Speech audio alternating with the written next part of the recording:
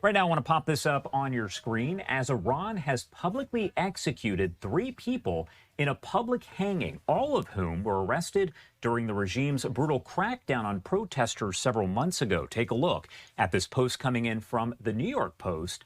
One of them was 19-year-old champion wrestler Soleil Mohammadi, who was reportedly tortured to confess to the crime of waging war against God. The Islamic Republic of Iran ignoring a U.S. State Department warning not to go through with the executions. And of course, that's a warning that President Trump had issued over the last several months as well. Reports out of Iran, as I mentioned here, say the 3 were killed in a public hanging. Right now, I want to bring in Jonathan Ruhe, JINSA's Fellow for American Strategy, to talk much more about everything here.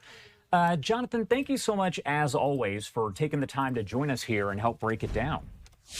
Thank you so much for having me. It's great to be back. And first off, I wanted to start by asking you about the message that it seems Iran is trying to send by doing these public executions in public there in spots where a lot of people can watch. Yes, I mean, certainly this horrific news is sadly even more horrific because it's unsurprising.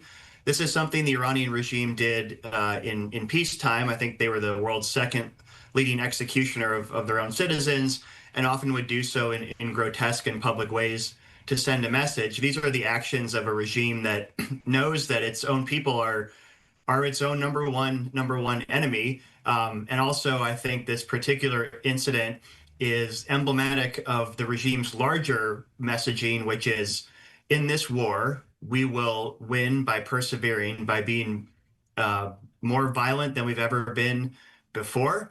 You see this not only with these executions, but in a lot of the replacements that the regime has announced for leading officials that have been killed in U.S. and Israeli airstrikes. Since the war began, everyone from the supreme leader down to intelligence ministers and mid-level officials, they're replaced by people who are not as competent or respected inside the Iranian system for sure. But that's not the point. The point is to send the message that we, the Iranian regime, are doubling down on defiance. We will not buckle, and we, the Iranians, will make this war longer and more painful than we think our enemies can sustain. We also know that several months ago, when the protests were kind of ramping up there and we saw thousands upon thousands, tens of thousands, hundreds of thousands of people that were crowding into the streets, there were talks of those executions, and President Trump said he had spoken with officials there and those executions were not going to happen. But now, as this information gets out, how can we expect President Trump to respond? Do you think he will? So, yeah, I think, we're in a slightly different context now, given that the war is already ongoing. I think with President Trump right now has a lot of priorities to focus on. Number one is trying to open the Strait of Hormuz and reduce Iran's military capabilities to threaten international shipping. But I think what we're seeing right now in terms of Iran's internal behavior is part of a larger trend that so far has been largely led by the Israelis, which is trying to using Israel's incredible intelligence gathering capabilities to find and take out Iranian officials. And this is one of the Iranian regime's reactions to that, but also using those executions as a way to signal to the Iranian people that we, the United States and Israel, we support your efforts to do away with this regime. As Trump and Netanyahu said at the very start, U.S. and Israeli operations are meant to erode and degrade Iran's military capabilities, both to destabilize the region, but also to suppress their own people. And as those are taken out increasingly, then the Iranian people, we hope that you will, as Trump said, take back your government.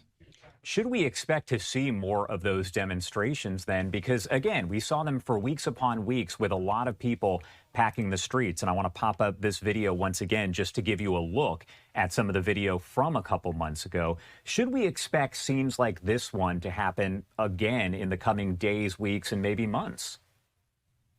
I think we should definitely expect the protests will not go away. The Iranian people have shown that despite all the horrible things the regime does to the country, including executing and gunning down in the streets thousands, perhaps tens of thousands of Iranian protesters earlier this year, that the Iranian people know that ultimately it's a question of when, not if, the regime collapses.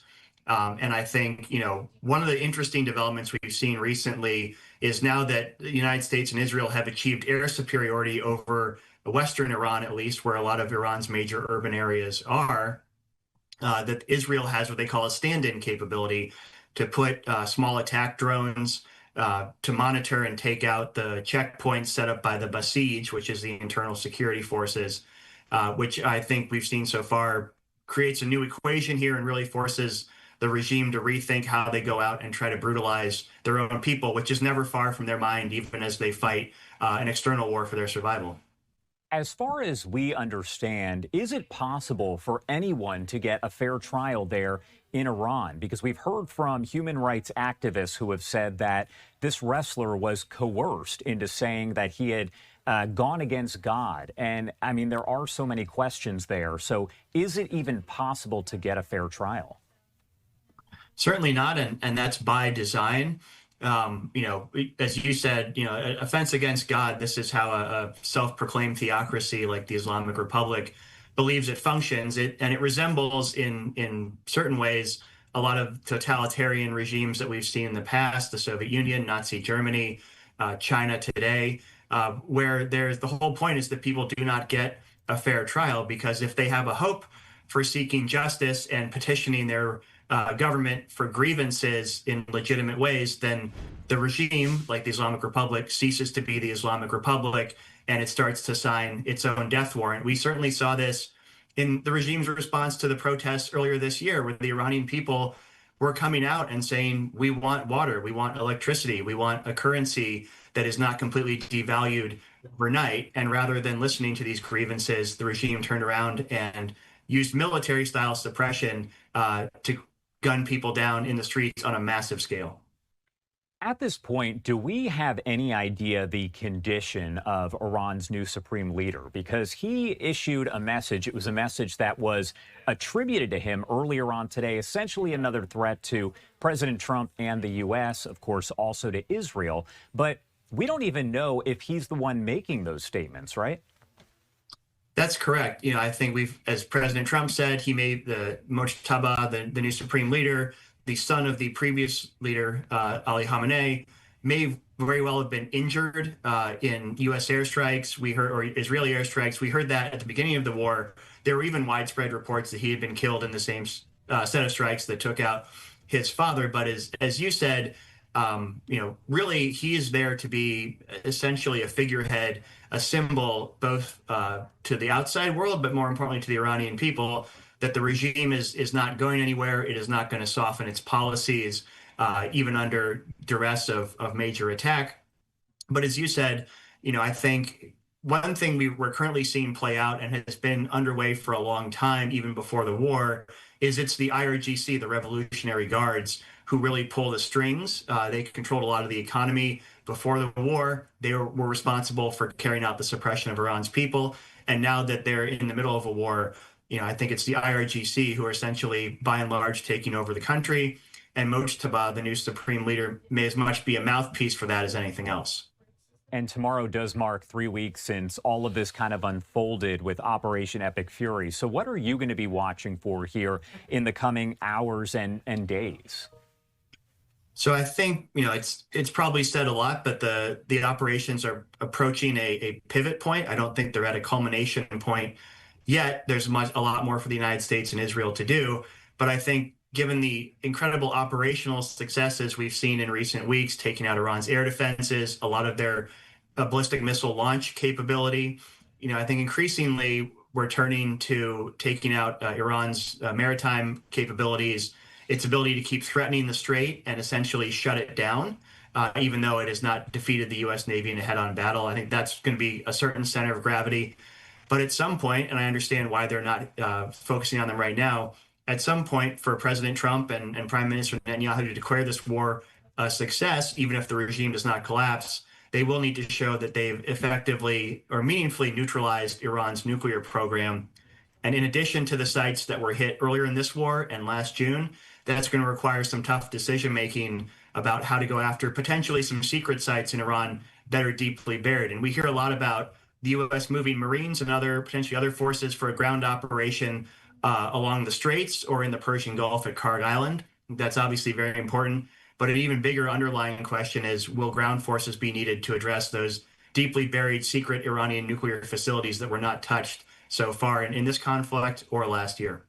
And before I let you go, one more question here, because we've heard from several officials there in the UAE about some of the drones that have been flying overhead fired by Iran. Same situation with a lot of those Gulf Arab states. What does it say to you that Iran is not just firing at Israel, but you also see them targeting U.S., I guess, officials, U.S. operations there in those Gulf Arab countries? So I think this gets to the root of how Iran's strategy is different in this war than in previous rounds of conflict with the United States and Israel, which is this is Iran, has made clear that we view this war as a fight for our survival, the regime's survival, and the previous restrictions that may have been imposed on the breadth of our targets or how long we're willing to fight the war, those are all gone now. We, the Iranians, want to make the United States feel the pain both directly but also indirectly. There's only so much damage Iran can do directly to our military forces. So they're retaliating by what they think are weak points, which is the resolve of our Gulf allies to absorb a lot of this punishment and keep going as it strangles their economies and their livelihoods. And also, I think it should not be discounted the help that Iran has gotten from Russia here, which is targeting, as you mentioned, U.S. officials across the region, our embassies, our consulates, and some of our key military capabilities. And so I expect the Iranians will keep doing that as long as they can, especially because even if their missiles are reliably shot down, they've shown that if a couple drones get through, that can cause disproportionate damage. And that is part of Iran's larger goal. Jonathan Ruhe over at JINSA, thank you so much, as always, for taking the time to join us. Anything we missed? I know we covered a lot of ground, but anything you want to make sure to mention here before I let you go? I would say one thing that is now increasingly becoming an issue of contention, really, is as this war goes on, will America need its global partners and allies to help out in various ways with this fight? We've obviously seen tensions in recent days between the United States and some of our allies in Europe and Asia. And I think, regardless of concerns or disagreements over how and why the war started, I think really now, given what we've discussed here about Iran's ability to broaden the war and turn a regional conflict into something with global economic consequences, coalition building and alliance management for the United States, we've done a great job of it with Israel so far, despite some minor disagreements. But now I think this is going to require a more global effort for the United States to lead in various ways, even if that does not involve our allies and partners doing actual fighting. All right. Jonathan, thank you so much for taking the time to join us. We definitely appreciate it.